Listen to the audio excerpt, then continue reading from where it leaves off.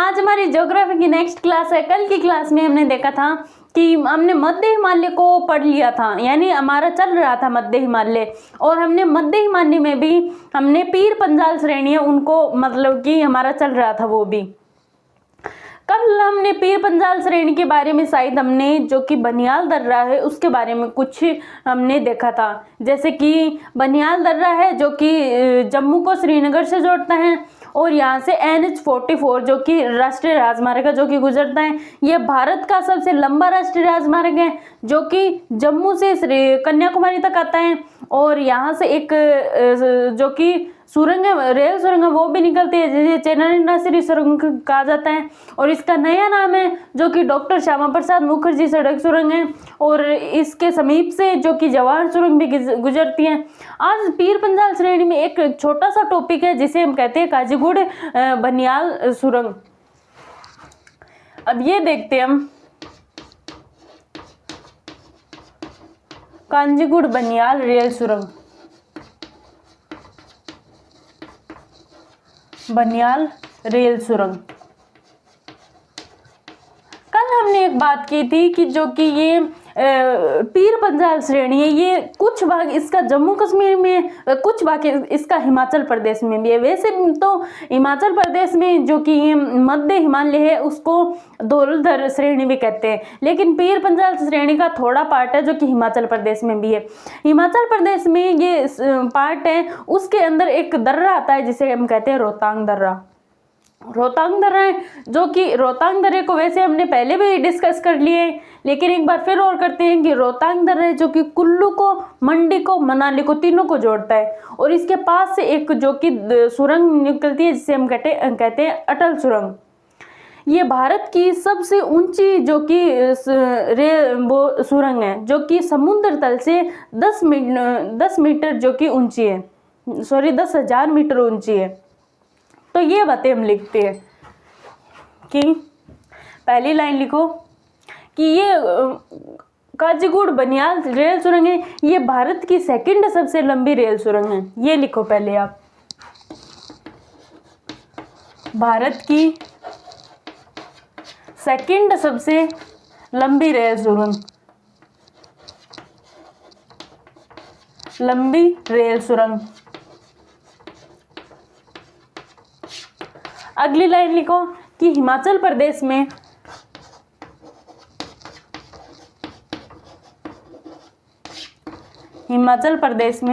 अभी हमारा पीर पंजाल ही चल रहा है, पीर पंजाल श्रेणी। हिमाचल प्रदेश में पीर पंजाल श्रेणी में, आप कोष्टक में लिख लो इसे, हिमाचल प्रदेश में पीर पंजाल श्रेणी में रोहतांग दर्रा स्थित है। रोहतांग दर्रा स्थित है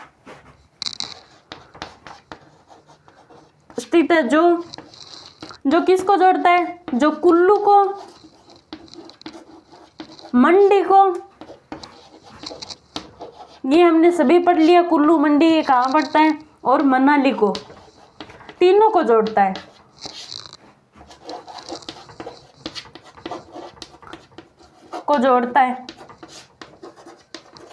यहाँ से अटल सुरंग भी गुजरती है, इसके समीप से अटल सुरंग भी गुजरती है,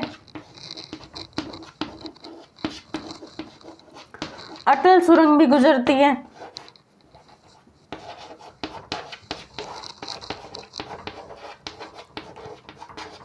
ये अटल सुरंग भारत की सबसे ऊंची सुरंग है जो कि समुद्र तल से 10,000 फीट ऊंची है।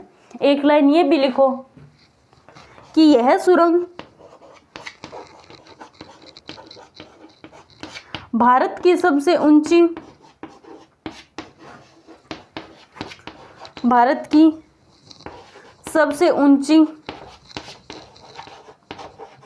कोष्टक में लिख लो, समुद्र तल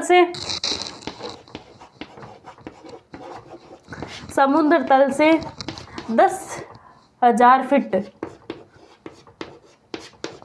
10,000 फीट ऊंची है। तो ये हो गया हमारा छोटा सा टॉपिक काजीगुड़ बनियाल रेल सुरंग। ये भारत की सेकंड सबसे ऊंची रेल सुरंग है जो कि 11.2 किलोमीटर ऊंची है। ये भारत की सेकंड सबसे लंबी रेल सुरंग है। हिमाचल प्रदेश में पीर पंजाल श्रेणी है जो कि रोहतांग दर्रा, पीर पंजाल श्रेणी में रोहतांग दर्रा स्थित है जो कि कुल्लू को, मंडी को, मनाली को एक साथ जोड़ता है और ये यहाँ से अटल सुरंग भी गुजरती है और यह सुरंग भारत की सबसे ऊंची रेल सुरंग है। एक बात और, ये तीनों कुल्लू, मंडी, मनाली को, ये तीनों को लाहौल स्पीति की घाटी से भी जोड़ती है। यानी ये तीनों को, ये रोहतांग दर्रा, कुल्लू, मंडी, मनाली को लाहौल स्पीति की घाटी से जोड़ता है। लाहौल स्पीति घाटी पढ़ ली है। अब हमारा पूरा हो गया ये जो कि पीर पंजाल श्रेणी है। अब अगली श्रेणी आती है धौलधर श्रेणी। धौलधर श्रेणी किस क्षेत्र में कहते हैं इसको? यानी हिमाचल प्रदेश में इस श्रेणी को धौलधर श्रेणी कहते हैं। ये लिखो, हेडिंग डालो धौलधर श्रेणी।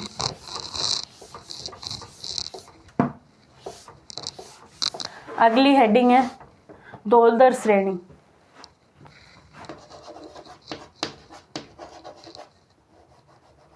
धौलधर श्रेणी। धौलधर श्रेणी हिमाचल प्रदेश में है।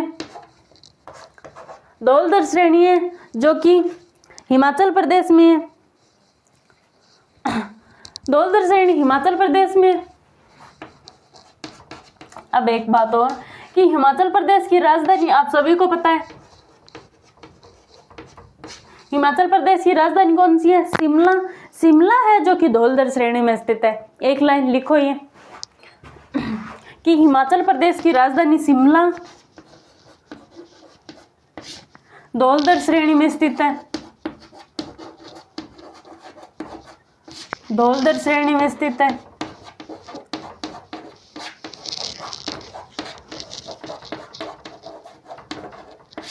अब आपको ये सभी राज्य के ये जो कैपिटल है ये आपको याद होनी चाहिए। जब हमने ज्योग्राफी की पहली क्लास पढ़ी थी तो उसी क्लास में आपको ये होमवर्क दिया गया था।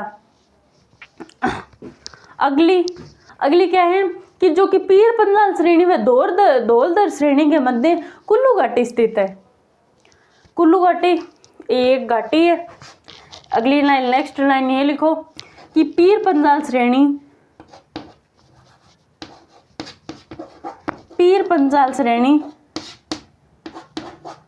व धौलधर श्रेणी के मध्य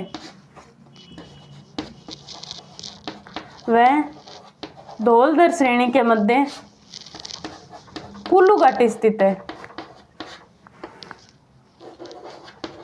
श्रेणी के मध्य कुल्लू घाटी स्थित है। कुल्लू घाटी कुल्लू में है, अभी हमने नाम लिया। कुल्लू घाटी स्थित है। और एक घाटी और देखो कि हिमाचल प्रदेश के पर्वतपदीय भाग में, यानी पर्वतपदीय भाग कौन सा होता है कि मान लो ये पर्वत है, उसका ये वाला भाग है, यानी पर्वत के जो नीचे वाला भाग है इसे हम कहते हैं पर्वतपदीय भाग। नेक्स्ट लाइन लिखो कि धौलधर श्रेणी के पर्वतपदीय भाग में ये आपकी कांगड़ा घाटी स्थित है। नेक्स्ट लाइन लिखो कि धौलधर श्रेणी के पर्वतपदीय भाग में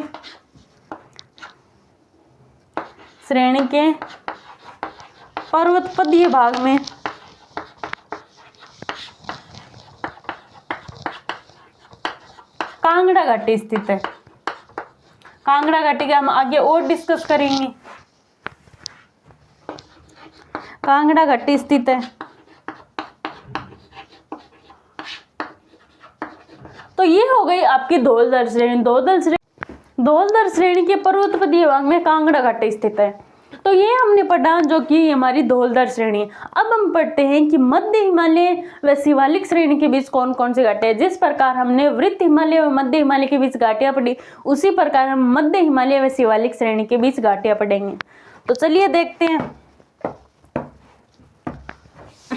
हेडिंग डालो मध्य हिमालय व शिवालिक श्रेणी के बीच घाटियां। अगली हेडिंग हमारी यही होगी। अब एक छोटा सा टॉपिक बचा है, उसके बाद आपका मध्य हिमालय जो कि कंप्लीट हो जाएगा। अगली हेडिंग है मध्य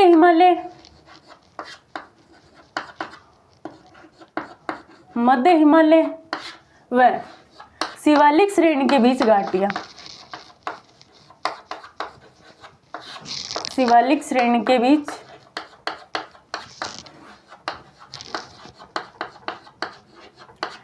घाटियां।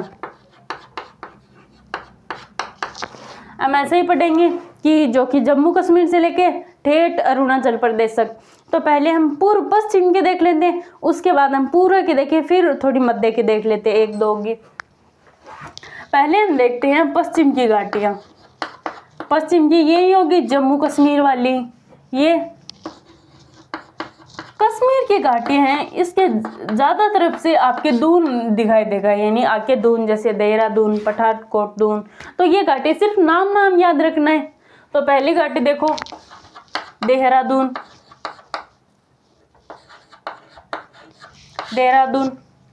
पठानकोट दून,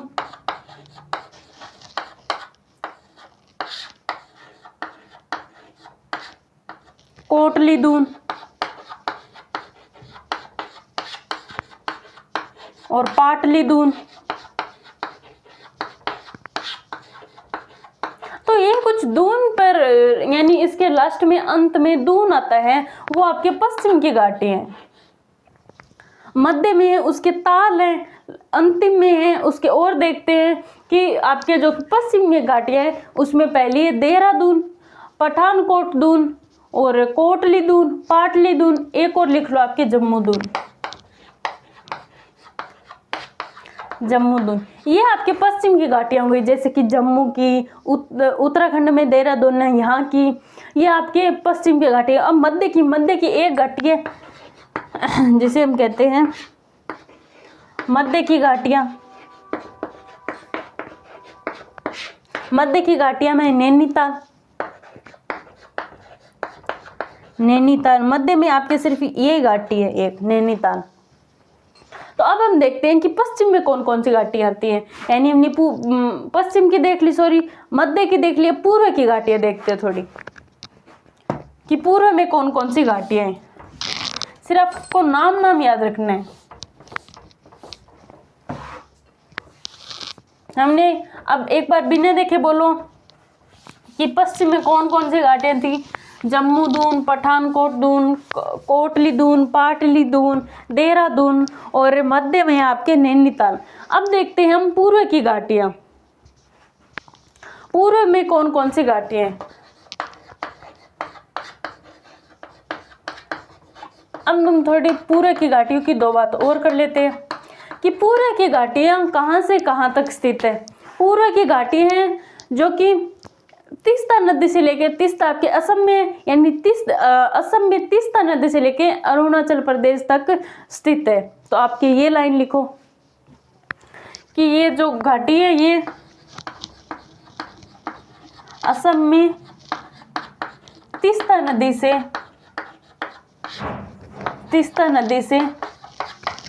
अरुणाचल प्रदेश में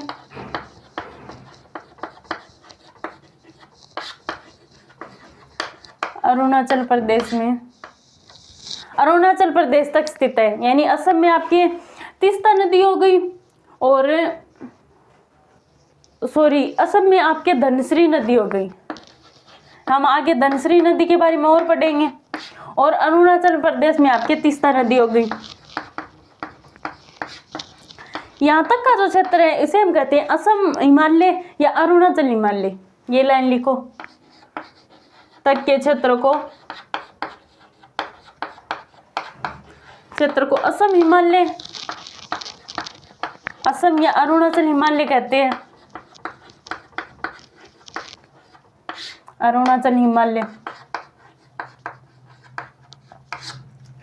फिर से देखो कि असम में धनश्री नदी से लेके अरुणाचल प्रदेश में तीस्ता नदी तक के क्षेत्र को असम हिमालय या फिर अरुणाचल हिमालय कहते हैं। ये जो घाटियाँ हैं यानी इसके अंदर जो घाटियाँ हैं वो चाय के उत्पादन के लिए बहुत प्रसिद्ध है। चाय आती है हमारी, उसके लिए बहुत फेमस है। तो ये लाइन लिखो कि ये घाटियाँ हैं जो कि चाय के उत्पादन के लिए प्रसिद्ध है। चाय के उत्पादन के लिए प्रसिद्ध है, उत्पादन के लिए प्रसिद्ध है। अब आपको सभी को पता है कि चाय का उत्पादन अधिकतर असम में होता है, यानी 50% होता है इसका असम में और 25% होता है पश्चिमी बंगाल में, पश्चिमी बंगाल में। तो ये हो गया आपका मध्य हिमालय क्लियर। अब एक छोटा सा टॉपिक है शिवालिक श्रेणी का, वो भी कवर कर लेते हैं। तो चलिए ये आपकी जो कि मध्य हिमालय व शिवालिक श्रेणी की घाटियां ये कंप्लीट हो गई। अब हम देखते हैं शिवालिक श्रेणी को।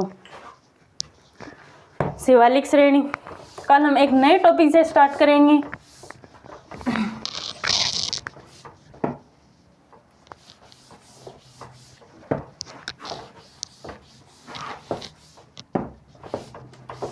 अब हमारा टॉपिक आता है शिवालिक श्रेणी। शिवालिक श्रेणी सबसे उत्तर में था वृत्त हिमालय, उसके दक्षिण में था मध्य हिमालय और उसके दक्षिण में शिवालिक श्रेणी, यानी सबसे दक्षिणतम श्रेणी है वो शिवालिक श्रेणी है। और ये सबसे छोटी श्रेणी भी है, यानी यह भी मध्य हिमालय की तरह खंडित है, वृत्त हिमालय की तरह एकदम मतलब समांतर नहीं है, ये खंडित रूप में पाई जाती है। और ये सबसे छोटी भी है और ये सबसे दक्षिणतम भी है। ये लाइन ऐड करो आप कि यह श्रेणी सबसे उत्तर दक्षिणतम, सबसे दक्षिणतम वह सबसे छोटी श्रेणी है। ये खंडित रूप में पाई जाती है, यानी इसे भी अलग अलग क्षेत्रों में अलग अलग नाम से जाना जाता है। ये खंडित रूप में पाई जाती है, खंडित रूप में पाई जाती है। इसको भी हम जम्मू कश्मीर से लेके अरुणाचल प्रदेश तक पढ़ेंगे। यह दक्षिणतम एवं सबसे छोटी है और ये खंडित रूप में पाई जाती है, यानी ये वृत्त हिमालय की तरह निरंतर रूप में नहीं पाई जाती है। अब हम देखते हैं कि इसका जो शिवालिक श्रेणी का जो आकार है, इसका आकार है जो कि सूअर की पीठ के समान बताया गया है। सूअर की पीठ यानी शुक्र पृष्ठ, यानी एक लाइन ये भी ऐड करो कि इसका आकार है, इसका आकार शुक्र पृष्ठ के समान बताया गया है।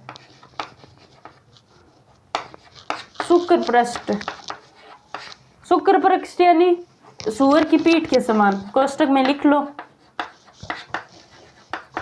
सूअर की पीठ के समान, पीठ के समान। ये इसका जो काल है वो जो कि टर्सरी काल है, यानी ये सभी पर्वत हैं जो कि ये नवीनतम भी है, वो सभी कहाँ मिल लेते हैं टर्सरी में, ये आता है प्लोस्टिसिड काल में। एक लाइन ये भी ऐड करो कि ये सबसे दक्षिणतम, सबसे छोटी और सबसे नवीनतम पर्वत श्रेणी है। इसी में ऐड कर लो सबसे नवीनतम पर्वत श्रेणी,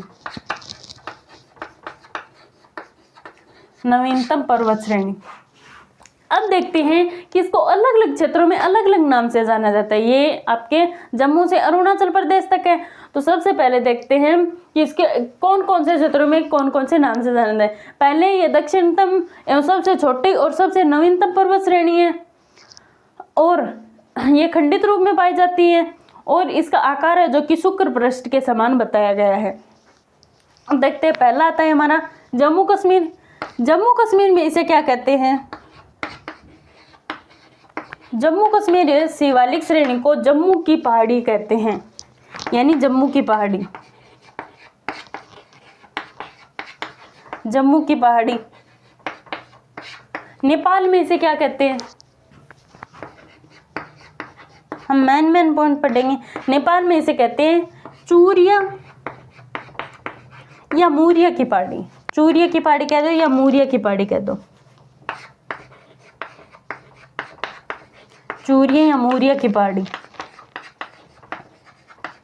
यानी इसे जम्मू कश्मीर में कहते हैं, जम्मू कश्मीर में इसे जम्मू की पहाड़ी कहते हैं, नेपाल में इसे चूरिया या मूरिया की पहाड़ी कहते हैं। अब देखते हैं कि इसे अरुणाचल प्रदेश में क्या कहते हैं। अरुणाचल प्रदेश में इसे क्या कहते हैं? अरुणाचल प्रदेश में इसे क्या कहते हैं? अरुणाचल में पहले लिखो डाफला, मिसमी, अबोर, ये सब पहाड़ी है, ये अरुणाचल प्रदेश में कहते हैं की पहाड़ियां, ये आपको अरुणाचल प्रदेश में कहते हैं। अरुणाचल प्रदेश में क्या कहते हैं? डाफला की पहाड़ी, मिसमी की पहाड़ी, अबोर की पहाड़ी, ये हम कहते हैं अरुणाचल प्रदेश में। यानी ये हो गई डाफला, मिसमी, अबोर की पहाड़ियाँ, ये आपके अरुणाचल प्रदेश में हो गई। अब हम थोड़ी शिवालिक श्रेणी के बारे में जान लेते हैं। शिवालिक श्रेणी में हमने अलग अलग क्षेत्रों में अलग अलग नाम से देखा। अब हम थोड़ा इन्हीं के बारे में जान लेते हैं कि अरुणाचल प्रदेश की पहाड़ियाँ, अरुणाचल प्रदेश की पहाड़ियाँ हैं जो कि 3 देशों में विस्तृत है, जो कि अरुणाचल प्रदेश के साथ चीन की सीमा लगती है। चीन में, म्यांमार में और अरुणाचल प्रदेश, ये 3 क्षेत्रों में विस्तृत है। जो कि ये अबोर, ये मिसमी की ये पहाड़ियाँ हैं, यानी शिवालिक श्रेणी की दक्षिण अरुणाचल प्रदेश में जो पहाड़ी है वो म्यांमार व चीन के साथ सीमा बनाती है। अब देखते हैं, ये लाइन हम ऐड करते हैं कि इसका विस्तार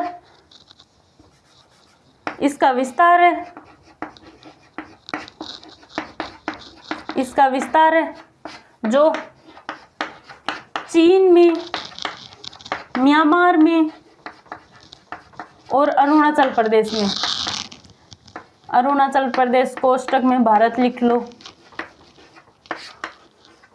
अरुणाचल प्रदेश में विस्तृत है, अरुणाचल प्रदेश में विस्तृत है। यह म्यांमार व चीन के साथ सीमा बनाती है। चीन में म्यांमार के साथ सीमा बनाती है। कौन? शिवालिक श्रेणी।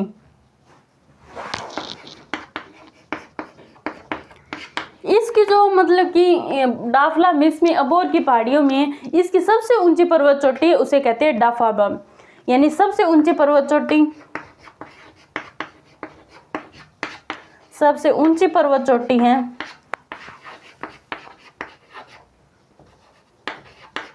चोटी, उसे हम कहते हैं डाफाबम।